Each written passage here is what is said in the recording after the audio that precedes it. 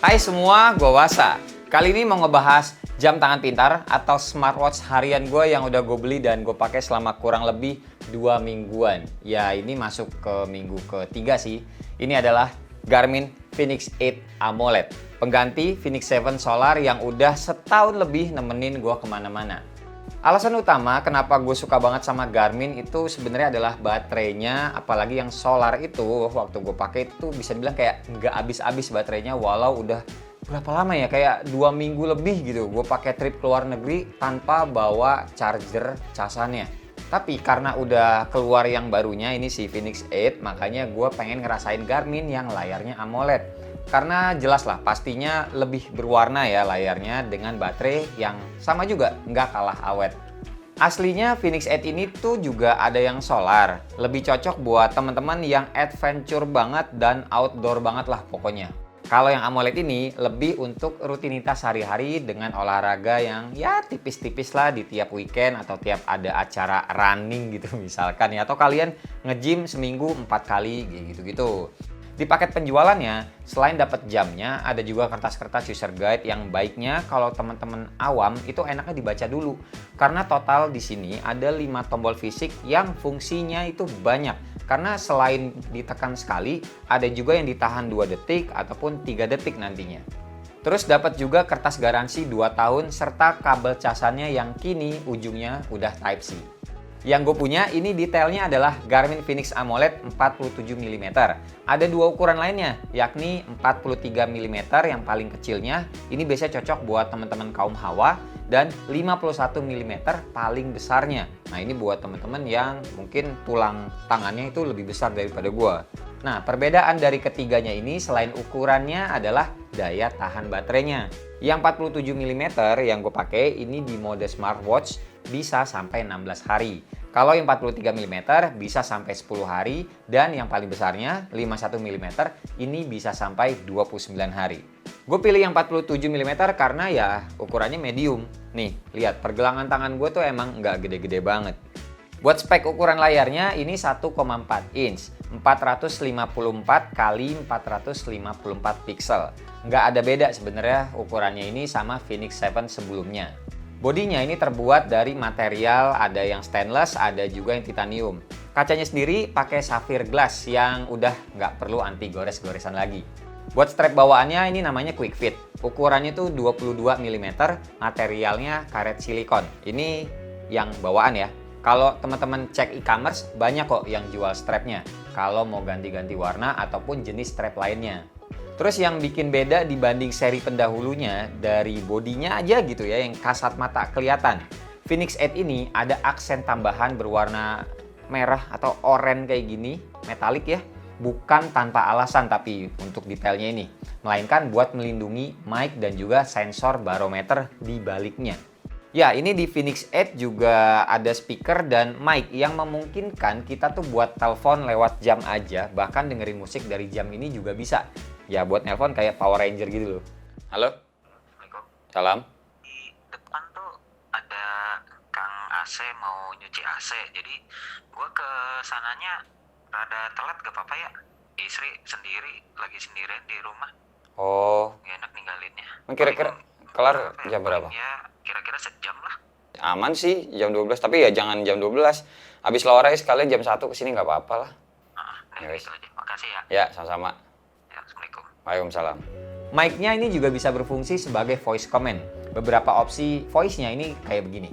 Selain itu, mic-nya juga bisa buat manggil phone assistant, baik itu Siri ataupun Google. Hai Siri, Hi Aditya, how can I help? can you set alarm for me tomorrow at 5 a.m.? I turned on your 5 a.m. alarm. Nah itu perbedaan pertamanya tapi ya sama seri pendahulunya. Terus perbedaan yang kedua, sekarang itu ada sensor kedalamannya. Jadi dulu sebenarnya ya jamnya juga Fenix 7 gitu ya bisa juga dipakai snorkeling. Cuma kali ini ada depth sensornya maksimal 40 meter. Lengkap sama induktif buttonnya. Cukup lah buat orang yang demen scuba dive ataupun apnea dive. Kemudian perbedaan yang ketiga sebenarnya ini ada di UI-nya. Buat Garmin user yang udah lebih dari 3 tahun make pasti berasa banget bedanya. UI-nya sekarang tuh lebih intuitif. Fontnya juga bisa dipilih dari yang kecil sampai ke besar. Nah, terus Garmin juga menata widget, menu-menu di pengaturan, dan halaman aktivitas. Nah, selain itu perbedaan selanjutnya adalah adanya lampu senter LED. Iya sih, di seri pendahulunya juga ada, tapi cuma di varian Phoenix 7X dan yang ukurannya itu paling besar. Kali ini di Phoenix 8 ini ukuran mediumnya aja pun ada gitu lampu LED-nya. Dan ini gue ngerasain selama pemakaian berasa lumayan berguna sih dan cepet penggunaannya. Karena cuma tinggal diklik 2 kali aja tombol yang kiri atas ini.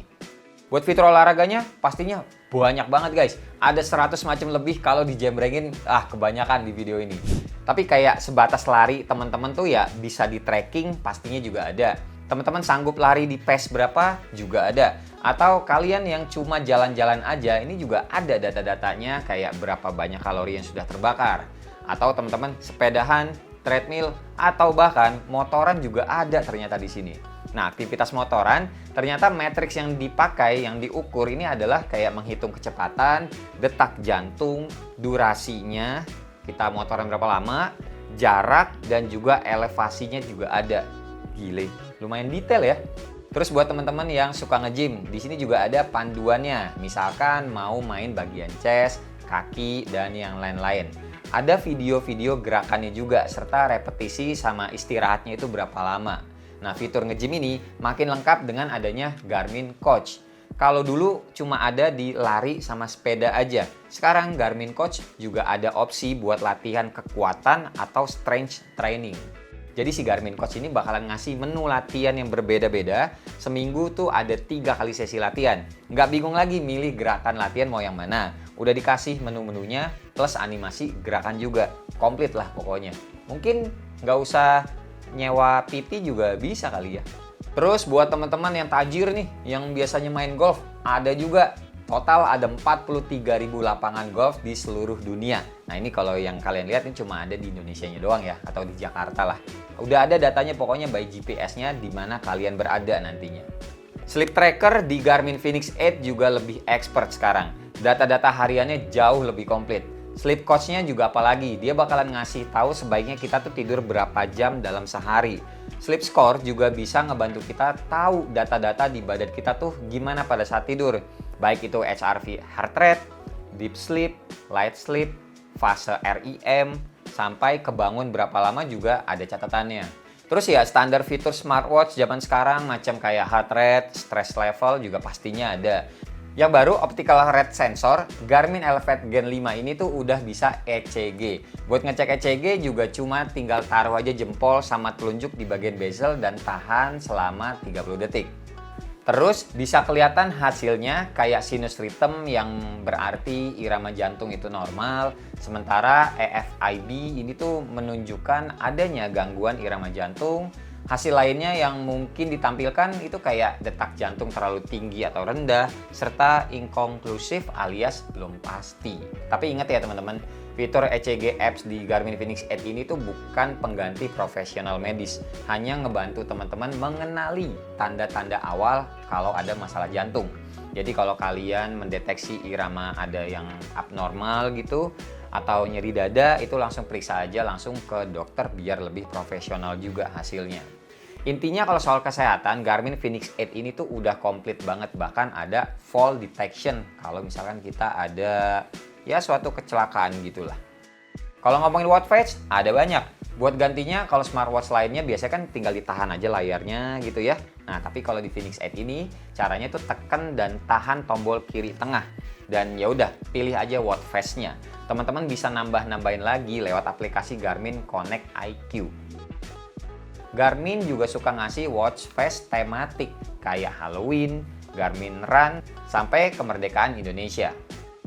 Garmin Phoenix 8 ini sejatinya tuh bisa disentuh-sentuh layarnya. Cuma kalau ngomongin anak lama Garmin biasanya tuh nggak suka layarnya bisa disentuh. Karena buat mereka, pakemnya mereka itu Garmin ya emang harus pencet-pencet tombol.